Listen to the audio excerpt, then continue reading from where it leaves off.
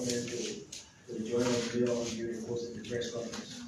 As you all know what is going on in the country and what is happening, the security forces are in charge of the situation. They are on their way to provide updates to the country about what is going on, but we'll start with the GSA representative on the audio on the president. Support Islamic GSA force about the joints of journalists here at the MCAT press building. Good morning. Our distinguished Minister of Information, other government officials here present, the four estates, distinguished ladies and gentlemen, I'm proud today to be here as Official of Government representing the General Services Agency to come and explain to you what we are doing at the General Services Agency. The General Services Agency was established by my Act under Chapter 51 of the Executive Law in 1972 to respond to the need for an organized approach to procure, register, store, distribute, manage, and the maintenance of all government assets. There was a revised adjusted mandate of GSA as a result of the creation of the Public Procurement Commission, and so evolving that function from GSA. The present mandate of GSA is to register, supervise, provide maintenance for all GOL assets. This requires that we do coding on all government assets and provide accurate records for those properties.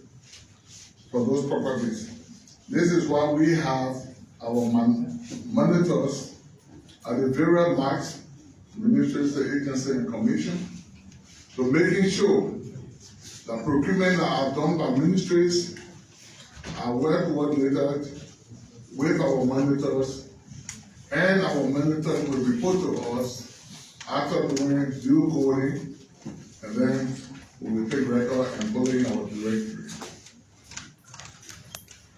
We have initiated a process of changing all of our government plates, and this is predicated upon the misuse of government license plates. In collaboration with the Ministry of Transport, we have initiated that all RL plates were decommissioned, and we're trying to change everything. It will take time, but gradually we will get there because the Ministry of Transport has supplied few of the RL plates for few of the ministries, and I wrote them again, asked them to prioritize ministries that got a lot of fleets that need to be coded and need to change those plates. So in subsequent time, we'll be completing that process of changing our plates, where you will see that all of our plates will only be used on government vehicles. You will not see RL car on any private vehicle in this country. On our watch, we'll be out with the Transport Ministry after the deadline of changing those plates, and then we will go out to making sure that violators that will be using RL plates on private cars will be arrested, and our plate will be extracted from their cars, and those vehicles will be turned over to the Ministry of Transport for whatever violence or whatever default they have done when it comes to registration of their vehicle. GSA, as you know, is responsible for entering leases with private ownership because government is still using private buildings as ministries, as agencies, as commissions, as other things. So, we took over, we have renewed about 80 leases upon the request of utilizing agency, and the value for those leases that we have done is in the tune of $3 million. And that's why, on our watch, we are going out to making sure that wherever government land is, we will make sure that we retrieve those land, and then we'll be able to construct building by the government so that ministries will not continue using private buildings as ministries. We are also revisiting the asset policies that we met at the General Services Agency. The General Services Agency has a policy that is not being well functioned and it has not been adhered to. So I have set up a committee to review all draft policies and existing policies at the General Services Agency that will lead to present-day reality. Meaning, people will purchase cars and the depreciation rate has been 33.3. When you do that, when you do the mathematical calculation, many vehicles will be purchased for only 3 years. But with the improvement of roads by this government, we think it's expedient for us to revisit that depreciation method, that making sure that vehicles that are purchased may go more than the 3 years. So as the committee do the draft of those documents, we'll be engaging with all of the ministries and agencies and commissions. We have a workshop that will review those draft policy, and then we'll all have an input from other ministries and agencies and commissions, and then we'll be taken to cabinet. When cabinet endorses it, automatically we'll be pushing that at the legislature so that we can have a new policy on government fleet.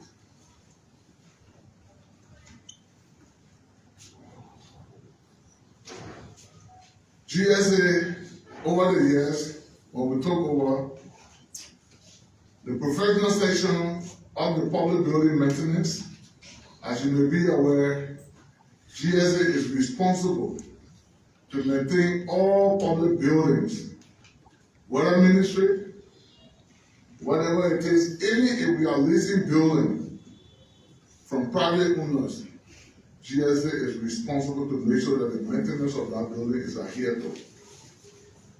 And so, we activated the department, and I'm here today to tell you that we have been able to do an assessment on few of government entities and waiting for a report from the utilizing agency that will call our professional team to go and do the renovation of those buildings. We have done an assessment, a full assessment on the Legis complex. We also did an assessment on the National Fire Service building. We did an assessment on the Bureau of State Enterprise electrical section.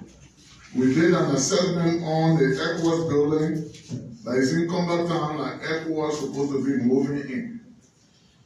We also did an assessment on the BWI campus where we're supposed to be doing major renovation. And we also did an assessment on the National Armed Commission building that is right behind the mansion. Presently, our team is also doing an assessment on the Ministry of Information. But after that, our BOQs will be submitted to the head of those entities. And once we are requested, we will send our manpower after procurement of those materials that are needed by the utilizing agency. We will send our manpower to come and do the renovation work. Meaning that we are calling on all ministries and agencies this time. Once they come to maintenance of building and minor renovation work, GSA is responsible to do that. And we are calling on all ministries and agencies that upon your request, our professionals will be there to do the renovation. That's why government is paying them that money on their salary. We also intend to maintain our government vehicles. Every time we pass, we see our cars in garages, dilapidated, and we cannot account for those vehicles. So on our watch, and with the support from government, we are introducing a modern garage that we are trying to partnership with the partners that will construct a modern garage at the General Services Agency compound where all government vehicles will be serviced and maintained. This will call for value for money and will also stop the misuse of our cars, because sometimes these garages do not do perfect work.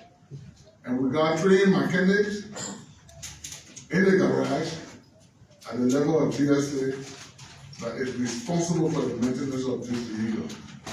So we are going to partnership with a team that will come and do the construction of that garage, and everything you think a modern garage should have, GSA will have that.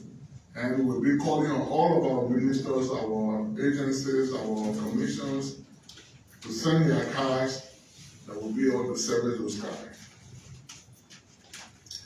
We also plan to have a county tour.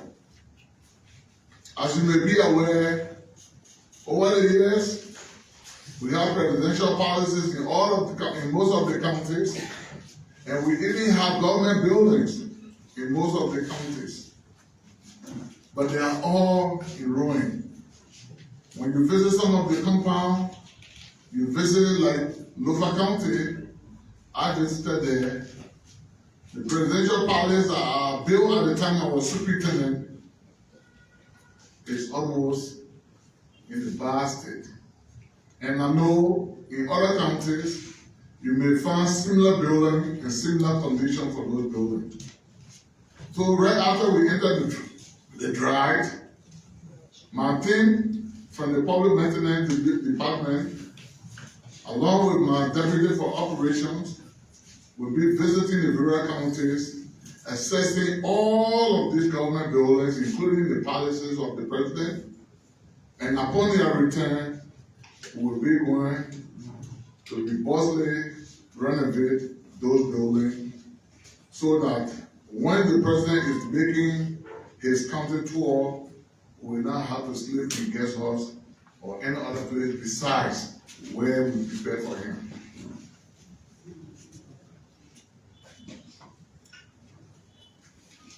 Finally, we also have come to express to you, because that is a major talk of the town, scrap. When you talk about scrap, vehicles that are purchased by ministries and agencies and commissions, after 3 years, according to the depreciation rate at the time, they condemn those cars and we read the General Services Agency to scrap it out of our data. And people sometimes take advantage of that, and sometimes even include vehicles that are not included into the 3 years depreciation rate. And so when we get a letter from the utilizing agency, we send our assessment team to go and do an assessment of the vehicle and see whether it is well depreciated, and if it is so, then we come out to dispose it out. And it is not only vehicle. We also do that with computers, we do that with furnitures, We do that with anything that government purchase. Once it is not of use for us, we don't normally expose it out. And one day ask, what's the process of disposing these materials? Sorry. For vehicle, as the letter comes, we also send our thing. Once the assessment is done, and then we attach lay costs to the vehicle or to whatever it is, whether it can be old computer, whether it can be old furniture, and then we give you the account number. And that account number is from the finance section that you go and pay into that exclusive account, bring back the receipt to GSA, and then we give you a clearance to go and take possession of that asset. And under the law, GSA is also empowered to grant you privilege to take that vehicle without even paying a cent. That's the authority GSA has. And so we got a few disposal methods that we normally use. We can use dumping, where we got a lot of it and we just allow ICE and the MCC to come and go dump them, meaning that there's no use for any of those things. We use that method. Or we actually use sometimes gratis, where we see that this vehicle is there, and sometimes we see an entity that is suffering, that is helping government, some of the faith-based organizations, and then we give them those vehicles on gratis, meaning that you don't need to go pay anything to escrow account at the Ministry of Finance. We also got what we call preferential title. If, for instance, the Ministry of Information decides that they have a retired asset, like one or two vehicles, and deputy ministers or ministers that were using the vehicle have spent their own personal resources maintaining the vehicle over the years, with evidence by bringing receipt, the minister will write recommending that individual to give preference, to be given first preference. And it is in our own judgment that we say yes, looking at those receipts, looking at what we got from the information that you have spent a lot of money on this vehicle or on the laptop or whatever it is, we can decide that we scrap that vehicle to use. We also got what we call auction. If there are scraps that have been given and it seems abundant for a particular place, we auction it. And how do we do it? We put it in the newspaper. In fact, in the most recent time, I think there have been few people publishing our auction date. And people who will vote for it, they will bid for it, and the higher bidder will be given preference to take delivery of those things. I think one of my wife would have done that, I think, 2 times. And then we also got what we call grants. You know, when it is grant, it is given to you without any payment. We also got that power to tell you we can give you that, and you can go along with it. Then we also got donation. Those are all methods that we can use. Like right now, I got a few letters on my desk from, I think, the Township Commission, Township of Broadville. And they need a lot of furniture. They need other materials. So if the ministry is tired using furniture, we can also take that furniture and donate it to that entity for them to use them. And lastly, we got what we call cannibalism. If we have vehicles that are of the same size, the same kind, and we realize that we can take spare parts from this vehicle and then pull it on this other vehicle that can be used for the ministry, we also cannibalize that vehicle. And right now, at the General Services Agency, That's why I, who as Director General, we are now having to purchase car, but we're able to cannibalize some other vehicles. That today when you go downstairs, the vehicle I'm using, that's the vehicle we are using. We took other parts from those cars and then put it on this part that I'm using right now while preparing to review cars for the future so that we can work very diligently. Even my deputy, the same old thing. So these are the conditions, these are the disposal processes that we go through. So we want to again say, the General Services Agency is here to serve people. We are a service provider where when ministry got programs, they call us, we go there, set up the place, provide whatever material they need because we got all of the material that require programming, and then the program is held. And basically, for the president movement, the General Services Agency is responsible for the presidential materials. When the president is having any occasion, GSA must go there to set up the place before the president goes there. That's why we got a department called the Presidential Logistics that have everything. We got a PA system, we got a president chair, we got whatever that is needed to make the president comfortable. And it's not only the president, it's also the vice president. So we got all of these departments that are in there and trying to conform with logistical constraints to make sure that we have those things to satisfy the need. GSA also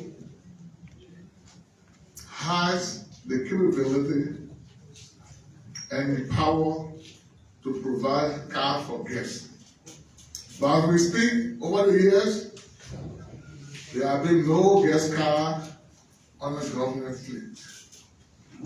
We are making all effort to making sure that cars are provided for our international guests that will be coming here for occasion.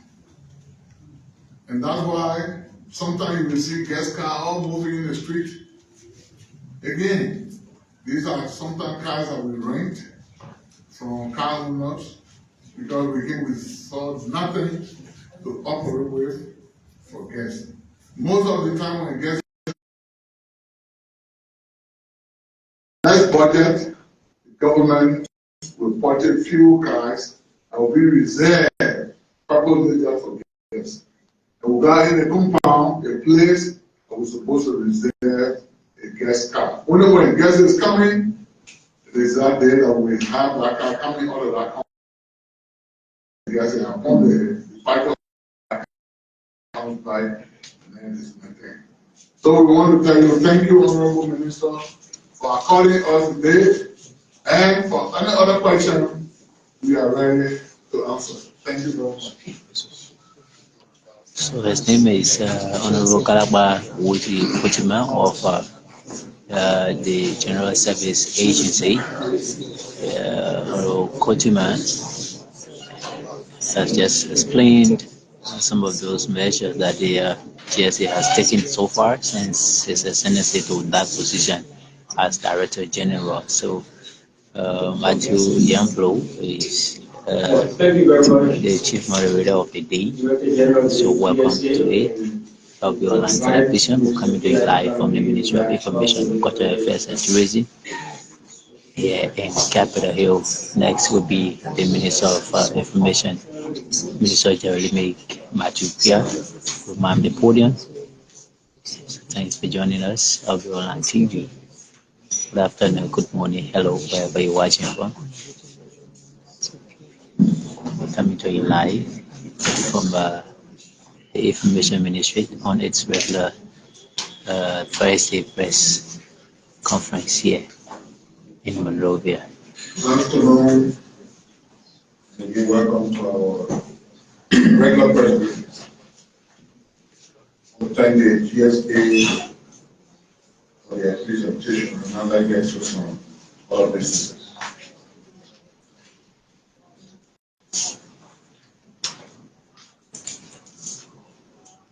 As a government, they pay attention to what appears to be a calculated by some of our friends on the other side to get engaged in activities that undermine the peace of the country, create some sense of instability, undermine the economic prosperity of the country. This is as has been done in the past. All the rest of our people who go about their normal lives hostage. And you need to follow the trend. The GSC, the LACC, independent institutions of government, not dictated to by anybody, operating strictly by their mandates, are conducting series of investigations and audits to address this long-term issue of impunity that has plagued our country for decades and decades and decades. And you will expect that everyone who, some way or the other, falls into the treated line of the work that these people do, will be interested in allowing the law to take its course. Let's take a look. The LACC does an investigation. Charges are brought against people. What do we see? Press conferences by resistance. Resisting what exactly, we don't know. When the very LACC says this person is a person of interest, we are doing an investigation, and they got to answer some questions, what do you see? They mobilize militants to escort them to the investigation grounds. When the GAC conducts an audit of the central bank, and an action is taken initially, as the investigation goes deeper, what do we hear? Agitation and witch hunting cries.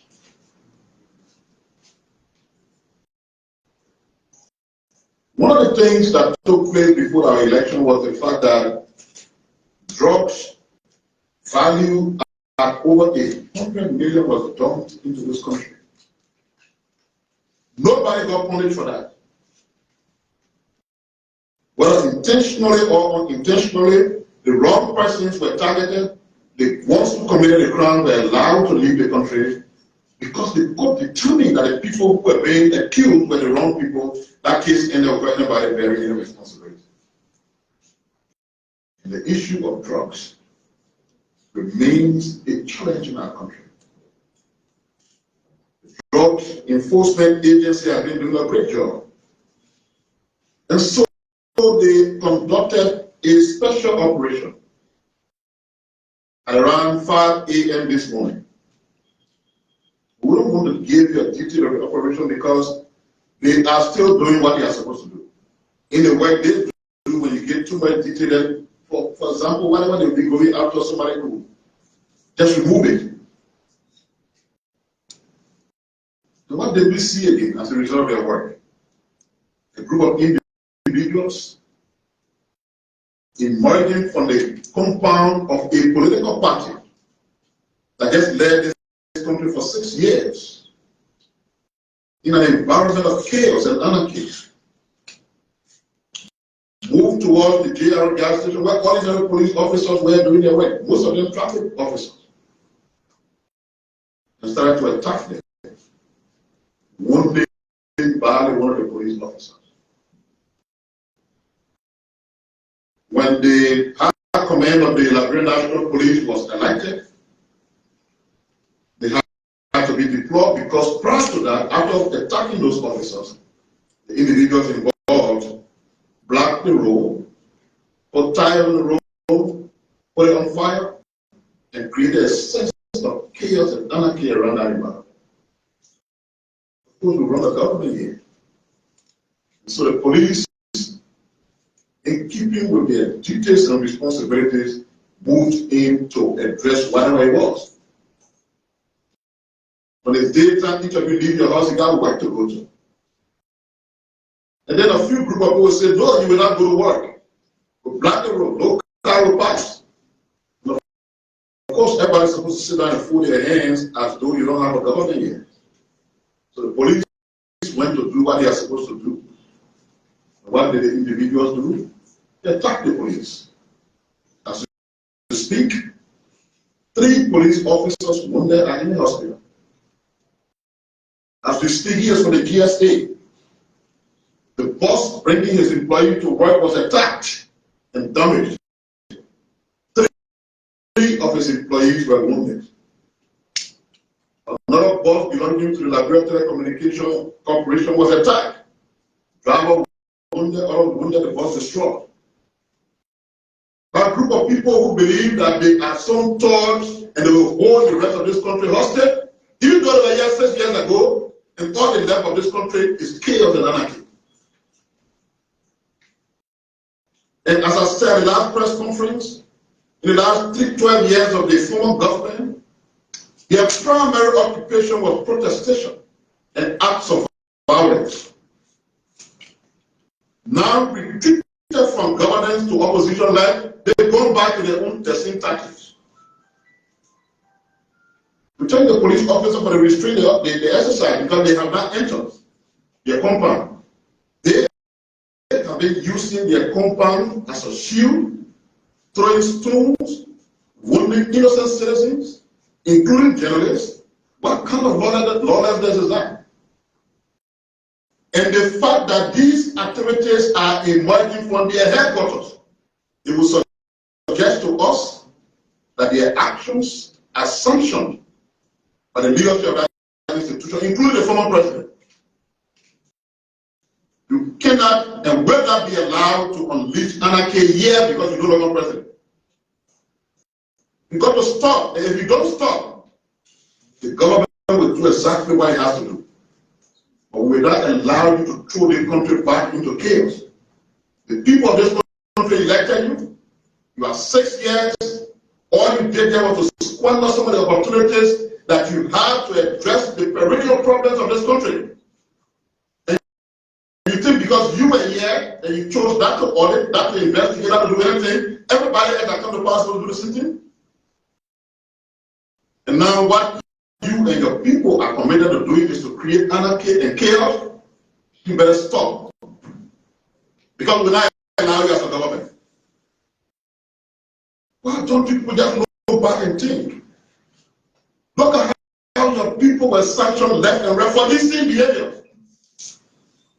Since when in our country when LCD investigating somebody, militants can go there to protest? Since when? Since when the DEA is doing an operation that does not involve your party, you go in and protest and cause chaos in the country? Are you part of the drug gang? What concerns you with an operation that is targeted at drugs? That you hold the rest of the country hostage, causing anarchy, wounding innocent people. The folks from his ministry, from his agency, were better coming to work. Some of them have not experienced violence before.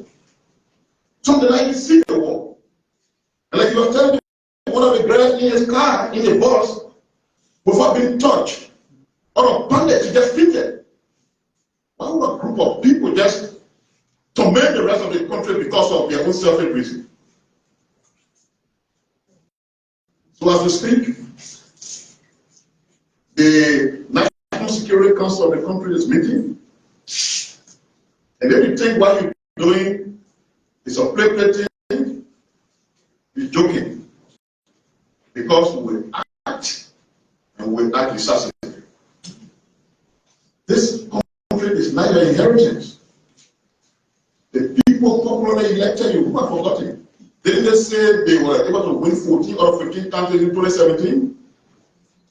And they says here they didn't want you, you know there was a problem.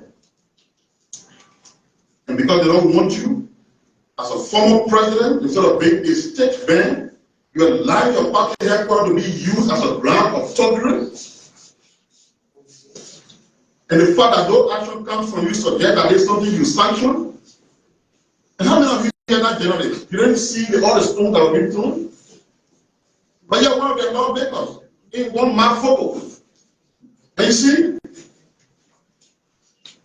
there's a certain group of officials in this country who believe that they have that freedom and leverage to do anything and nobody can talk about it. We're not going to address the legislature as an institution. We respect them. But when individual members of that institution get themselves involved in act on behalf of a public official, we'll point you out. How could Mark Safoko go on radio? I feel another single stone was thrown by anybody from the CDC headquarters. When some of you were caught up in the event, what kind of leader is he? He arrived at our headquarters this morning. I saw the video. He did nothing to mitigate the situation. He witnessed the chaos, but was brave to call a radio station to say not a single stone was thrown by anybody. What kind of leaders are they? As a member of the legislature, you are a part of government. You're sanctioning and promoting chaos and lawlessness, defending people who want to undermine the peace and security of the country. As a lawmaker,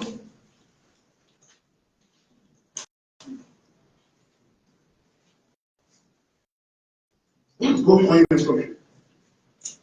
The rest of the country just wants to be held hostage because you're not in power. What did you do with the power? Drugs were dumped here. Auditors were killed. You name it.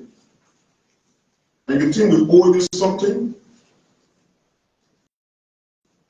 Just a few days ago, we had a group of people calling themselves EPL officers who said they were illegally dismissed. Rather than pursuing whatever claim they have within the context and confines of the law, what did they do? Assembled to the same headquarters and started unleashing chaos. This is unacceptable. We will not allow you to create a sense of insecurity yet. Do you know the problem you are creating for our economy? It's Blue Star Cell, for example, all the businesses along that route, are they operating today?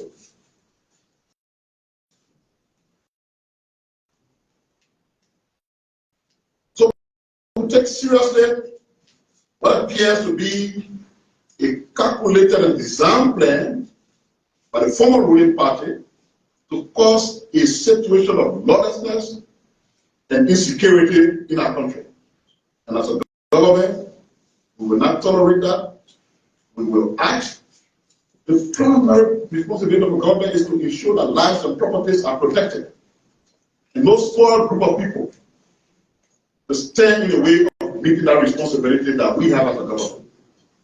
We call on the former president to take charge of his institution, except where he has approved of the actions that they are taking, consistently all over the place.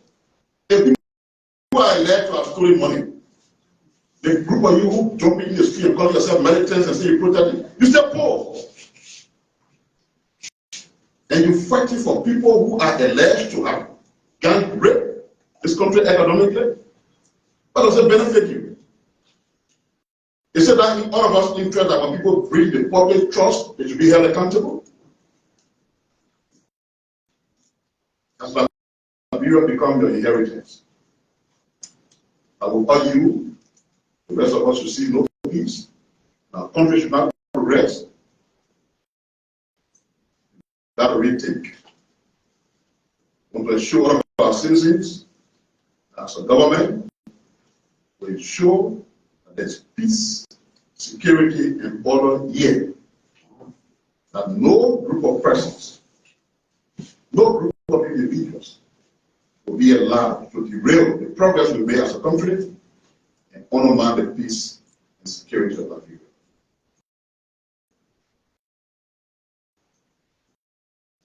We saw a publication in one of the dailies suggesting that a legal advisor to the president has instructed or advised that the home of the former president be raided in their world. I don't know how they can raid a home. If somebody's home is of concern and you want to search, you go to the court. Receive a search warrant to do your search. As far as we know as a government, there's been nothing of such done anywhere to search the president's home, the former president's home, not to even talk about raiding his home. By the way, it is not the place of a legal advisor to the president to order raids or whatever. So what informed the front page Africa story remains a mystery to us, but as a government will refute fully the information provided by front page is misleading. Simple quote is a lie. Whatever the intent of that lie is, we don't know. But the fact that the paper is even suggesting that this action has led to the division in the full bench of the Supreme Court is even on the front of that court. Because the paper is suggesting, in other words, that the court is not independent, that is operating on the dictates and command of another branch of government. Technically, a disrespect to the higher court. Call on our media friends, in as much as we will advance and expand the media space, we will continue to work to ensure that the press operates in an environment that is free of calculated attempt to lie, just to call it discourse. I'm not good. And for those who are the actors, the regulators, since our media basically is self-regulated, pay attention to the excesses when members of the constituents are doing them. Don't only wait to criticize and condemn when others decide to seek redress. The fact that we say we decriminalize libel, we do this, we do this, is not a lesson for media institutions to just dream about a story and just publish. We expect the media to continue to do professional work, act responsibly, and not be bent on sensationalization and negative false stories. So we distance the government from that story as reported by Front Page Africa. It has no bearing of truth. It's a simple quote, a lie.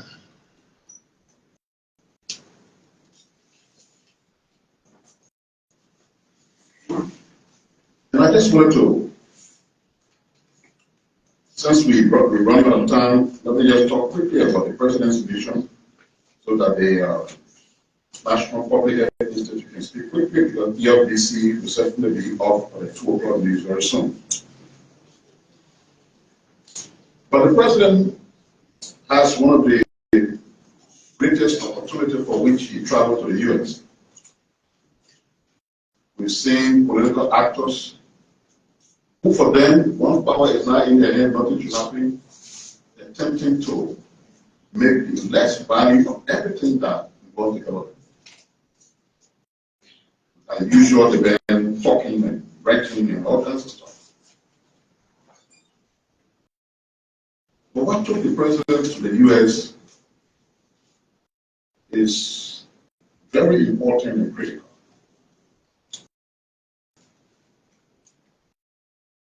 The National Black Business Conference is a big deal. It's a very big deal.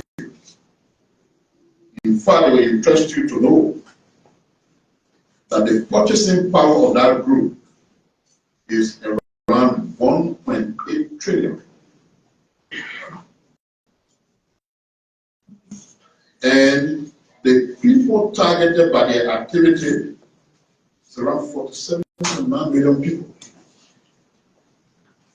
For a small country like us, that gathering is big, it's huge. And the president has calculated and will be very purposeful in what he intends to do and achieve at that conference. First, the president will seek to do a kind of promotion and marketing for our country. What does that mean? You may highlight Liberia's commitment to creating a business-friendly environment. The President intends to emphasize targeted marketing campaigns to raise awareness among those Black Americans about the numerous investment opportunities in Liberia. We showcase that Liberia is ready for investment in areas such as agriculture, mining, renewable energy, and technology. The President will also make a case about incentives and support that are available in our country for investors. So he will detail some of the financial incentives that the country offers, including tax rate, grants, financial assistance. He will mention support available for navigating our regulatory processes and connecting with local partners. In terms of infrastructure development, we will outline ongoing and planned infrastructure projects aimed at providing transportation networks, energy system, digital connectivity. And he will explain how these development will create a more fair environment for businesses and investors. He will stress the importance of education and training programs to develop the necessary skills for entrepreneurship and business management. He will announce partnerships with universities and vocational institutions to offer the relevant courses. Because if people bring their businesses here, one of the first questions we'll be asking, what's the manpower needed? They don't bring business, they operate in vacuum. Some of these people, they got tired of our country, but our citizenship restriction is concerning to them. The President will reassure them. But the question of dual citizenship and residency, we will discuss the simplification of the processes of obtaining dual citizenship and resident permit. But people got to be clear. If I'm a citizen here, but I have roots in Liberia, I want to do my business there, I'm not entitled to citizenship, why do I invest millions in a place? First, we'll attempt to convince these business people to do just that. We also talk about some of the actions we take to do policy reforms in a way that promotes investment in our country. We talk about what we intend to do in agriculture, the opportunities that are available for crop cultivation, livestock farming, and agribusiness. The potential we have in the mining sector, iron ore, gold, and etc. We're focusing also on renewable energy because we know how difficult it is for generating electricity by the way we do it. Most of the investors are also interested in renewable energy. Key and of interest for me is the fact that the President will make the case for tourism, because that's a new area that we intend to harness properly. They see the diamond in the ground, you take it out, it's going. The iron ore you take it, it's going. But the things you do in tourism that bring millions, nothing is being extracted. It's not an extractive industrial situation. But you just bring millions if you do the right thing. Tourism is a part of the arrest agenda. The President will be making a case as to how to attract people who are interested in investing in the tourism sector. So for us, except for those who, everything that is done, the question here and say, what do we get, what will we get? The opportunity is huge. The President and his team effectively make a case for Liberia, and of the hundreds of Black businesses, we show that they do take interest in our country, because what we need here is investment. Jobs are not here, of course, by the actions, some of the things I talked about earlier, we try to even drive investors away. We want to come do investment, and soon money to wake up one group that is supposed to be a political party and think about political issues, will just be lawless and violent prone. So let me thank you for your attention, because we don't have enough time. We want to listen to the National Public Health Institute. I spoke briefly about what they said about monkeypox on Tuesday. But the fact that the head is here, it will be very important to hear from the horse's mouth and what is happening. I know that the Chef Association is here. The Minister has said something. You have to do that later, because quickly Congratulations to Comrade Doctor. You are welcome. So he's from a spokesperson. Matthew.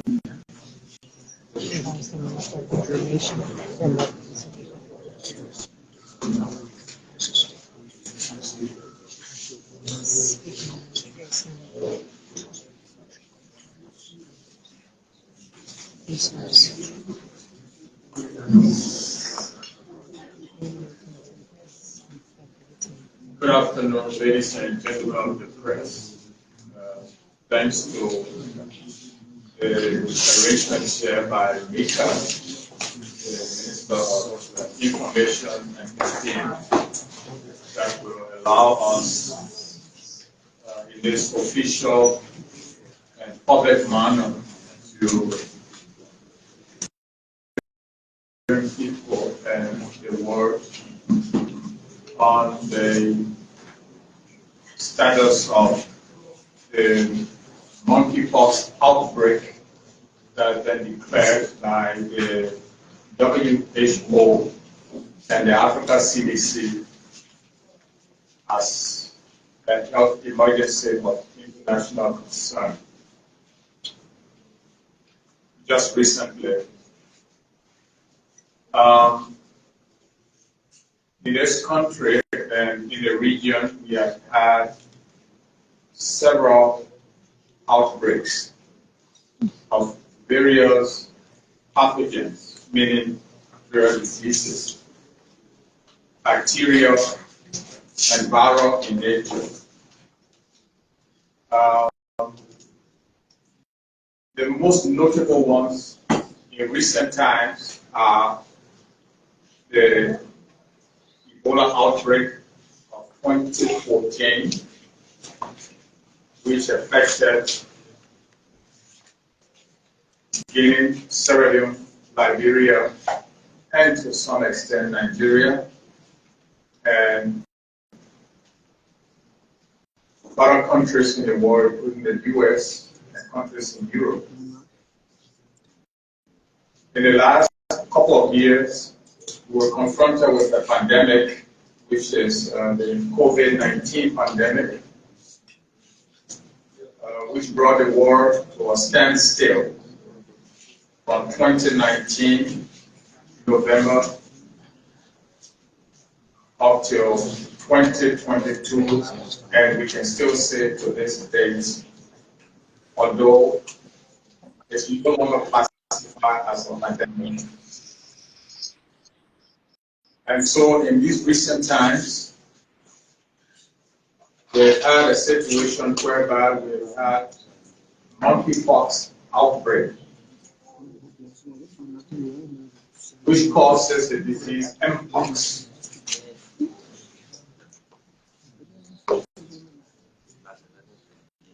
Countries with high number of cases include the countries in Central Africa and Eastern Africa, notably among which is the Democratic Republic of Congo, where to date around 27,000 cases have been reported and fertility of about 1,300 cases. In Liberia, coming back home, we have had cases of monkeypox outbreak in the last 3 to 4 years. So it is not new to us. Cumulatively, in total, we have, in addition to the retrospective case that we just detected in July, specifically on the 4th of July, we can say we have 6 cases. You may have seen previous reports indicating that we have 5 cases. But just in the last 3 days, a case that was suspected in July on the 4th was not, the samples from that case was not tested because of the lack of testing kits at the time. Just recently, we got some testing kits in country supplied by the WHO, and so we were able to test that case, samples from that case immediately, and it proved to have been positive. So that updates our record submitted to the International Repository of Epidemiological Data that Liberia had detected 6 cases. I must hasten to add that these cases, there was no fatality originating from there, meaning there were no deaths. Because we are speaking to the public, we will endeavor to be as simple as possible so that the common man can understand us. So we may interchangeably use technical terminologies, but use simple words that will be synonymous to those terminologies so that our international colleagues and professionals out there can follow us, while the common person in the market can also understand what we're saying. And so, in Liberia in general, in the last 3 to 4 years, probably 5, we have detected to this date 5 to 6 cases. And again, I'm saying 5 to 6 cases because we have earlier reported 5 and we are now saying 6 because of the one we tested in the last 3 days, which was suspected on the 4th of July. Monkeypox itself has been around for a good while. It is not new. Monkeypox is among the family where you find the smallpox viruses. It is similar to the smallpox, but it is different from chickenpox. We always attempt and endeavor to stress this difference because it's confusing when a common man who knows regularly over several years about smallpox and chickenpox, and now where is this other pox coming from? So we attempt and always endeavor to make that distinction. Monkeypox is contracted, meaning you can catch it through person-to-person contact, meaning by contact with individuals, shaking hands, hugging, sleeping on the same space and on the same bedding materials on which an infected person has been sleeping, shaking hands with an infected person. One thing we want to add also in terms of its transmission is that monkeypox is transmitted through, and we don't want to now say it is a sexually transmitted disease. It's not been completely classified as that, but in other parts of the world and around, it is transmitted by men who have sex with men. That incidence and that number has been seen to be in high, as a high number in terms of that category of people through which it's transmitted. It can be transmitted through from mother to child. The mean routes of transmission that we are looking at in our social environment and we are concentrating on, not that we are ignoring the others, are this whole social, shaking hands, hugging, and in our own spaces, sleeping, 3-4 persons sleeping in the same space.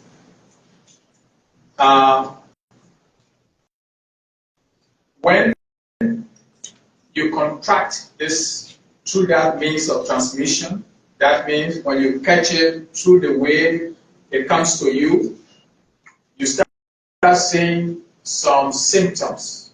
You start seeing some signs. These signs can be in your body or they can be outside. They can be internal or external.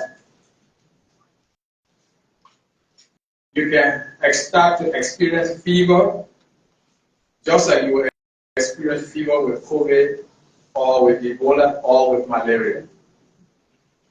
You can start to have headache, just as you will start to experience headache with those same diseases that I just named.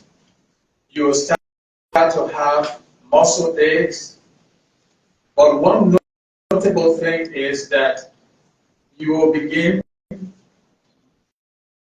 when I say you, I mean the patient, I'm not talking about you. The patient will begin to feel what we call pain from swollen lymph nodes. Lymph nodes are part of our body, are those things that are part of our body that help us to also respond to infections. So they are part of our defensive mechanisms. They don't swell until we are invaded, our bodies are invaded by these pathogens, these diseases. So take, for example, you had a cut on your shoulder, and that cut becomes infected. If you don't take care of it, right, then you start feeling something on your arm. Now, nothing cut your arm, but you feel a knot on your arm, and it starts to become painful. It's because those, what I would describe for our common people as those military people that we have in our body that come back now to fight those that come to invade us, they gather there and they start to fight. So the reaction from there, all the gunpowder and everything that they're shooting at these infections, creates smoke and everywhere you can see it. So it's the same thing that happened right around there for which we get a swelling. So that's one thing that we notice with this infection. And another thing that is just very clear is we told you that there are external manifestations, meaning there are things that you see on the body. So the whole body has blisters, or you can say bumps, on the hands, in the palm of the hands, mainly. That's the distinguishing feature with other pox infections. In the palm, what we call plantar, on the back, all over the body. If you go on the Facebook page of the National Public Health Institute and on our pages that are connected to that, you'll see pictures of those extracted and used under the free use policies. So you will see those bumps all over you, and they are larger than those you can find when somebody is infected with smallpox, and they are filled with pus. Now, as time goes by, I know your question will be, how can one be cured from this disease? In medicine, now clinical medicine, this is a disease that we describe as a disease that is self-limited. Self-limited meaning that this is something you can catch and it can go away by itself at some time. But we don't want you to depend on that. We have to provide you the information because we are under obligation as scientists, as doctors, and public health practitioners to say that what we want you to take into consideration is when you find out that you have these symptoms, all these that I just spoke about, report to the nearest health facility. About 4 days ago, when we appeared on Truth FM and we talked about the monkeypox outbreak, there were calls that came in. There was a lady who called from Caldwell and said that her skin has been itching, or 3 children have been itching, their skins have been itching the same way, and she thought that because we're describing the disease like this, because the skin itches as well, she thought they had that. So our team immediately got to work and dispatched an ambulance there. We told her she could report to the nearest clinic or hospital, which was Redemption, that was near there. The report that came back to us as a follow-up within the last several hours indicate that she does not have monkeypox. Instead, she and her children have a disease called scabies. So because some of the press people may have heard us on radio with that, we want to report that to you and clarify that. Suggesting, therefore, that we don't have an active case that has been detected in recent times.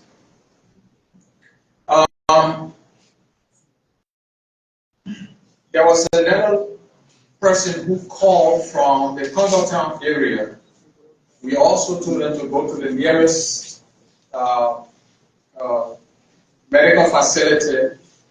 I certainly directed her to go to SOS, and SOS was right near there, and that she should report to a doctor there called Dr. Hillary Newman,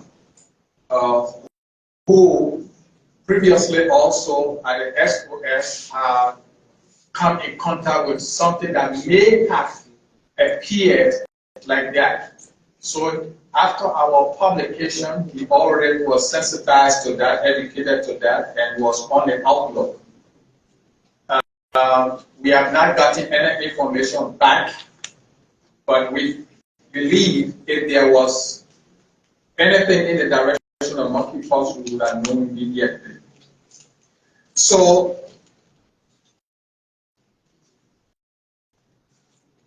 these 6 cases we're talking about now, generally, they are from 2014. 2024. Sorry. These 6 cases are from 2024. And that is since 2016 to 2024. In total, we've had anything from 30 to 33 cases, and all of them, there were no fatality. I have the Deputy for Technical Service and the Division of Infectious Disease department present here. One of the molecular biologists is also present here. And we work in very tight collaboration with the Ministry of Health in order to address all of these issues that have come about. The Minister of Health and I are new on the block, and so we are building up our work and experience based on our colleagues that we met. Me, by my colleagues I met, and she, by the colleagues she met. So we have a really strong working relationship, collaboratively going in order to address this. And so when we heard this, we immediately issued a statement in order to address public anxiety. In that statement, we indicated that we know of the outbreak. We are working in close collaboration with the Ministry of Health and our major partners, the WHO, the Africa CDC, USAID, the United States CDC, and CDC and the Center for Disease Control. So not to confuse with other acronyms that we have in other arenas here. And then we began immediately to get in contact with each other on a professional level. And the following day, we began to strengthen our monitoring and surveillance apparatus and mechanisms, and then activate our response mechanisms.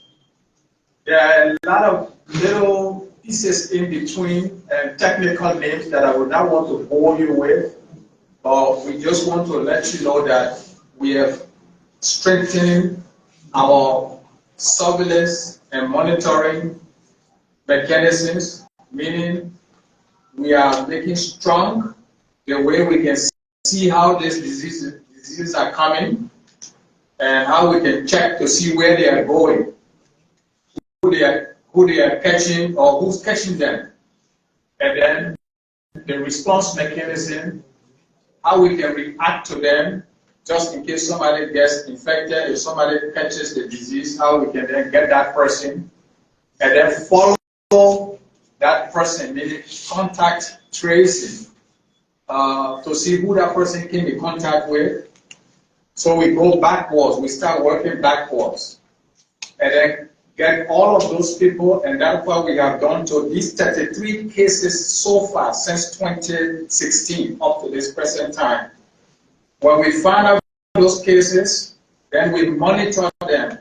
We look at them over several days, because this virus, when you catch it, it takes anywhere between 2 to 14 or 20 days to start showing all the symptoms that we talk about. So what we call incubation period. So we follow you and we watch you during that period of time. And our team has done that over that period of time, and we found out that these contact cases that were traced did not come down with the disease, and even those who were suspected of the disease that were detected to be monkeypox, none of them died.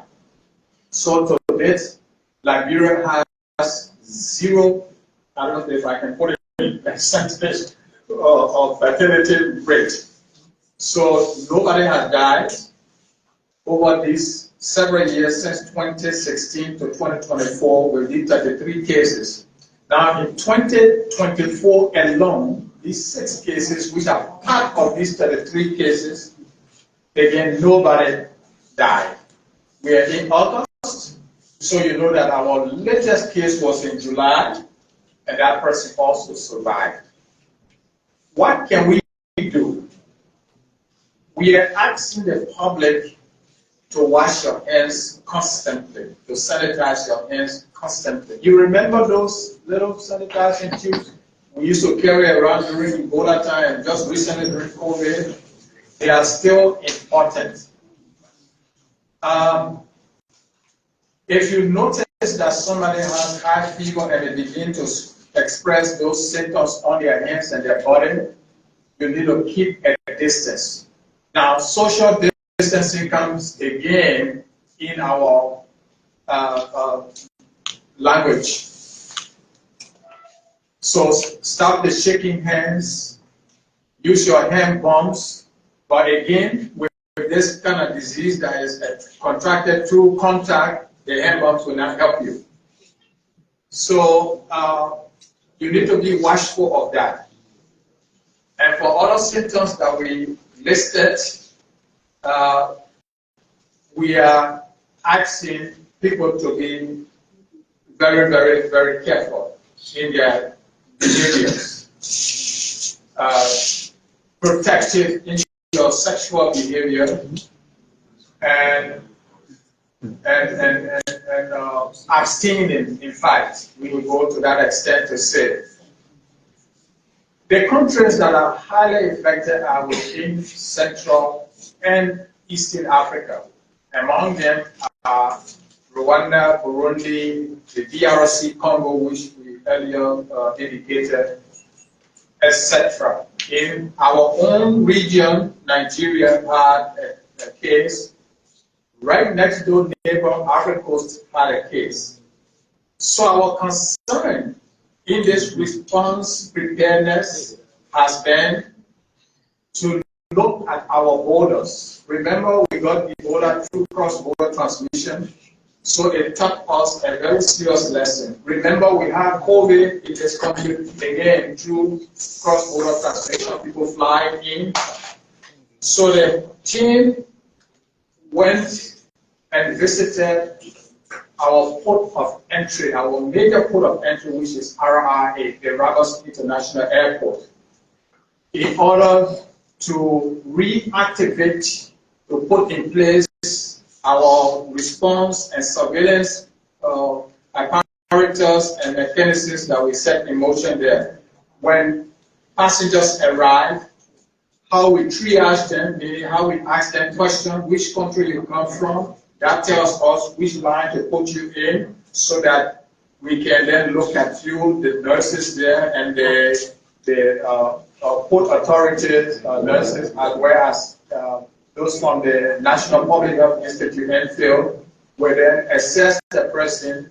We look at your vaccination records also. And we were there yesterday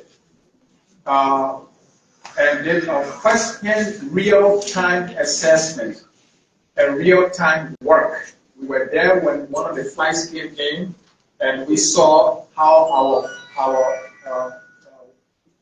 our colleagues who are from the NPHIL, who are assigned to the port to do this kind of work, how they carry on that work.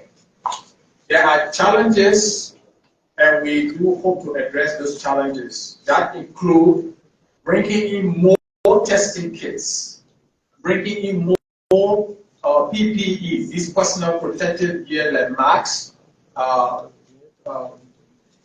lab coats, and then bringing in other diagnostic tools that will make us to really know that we are detecting as an outbreak, as a pathogen.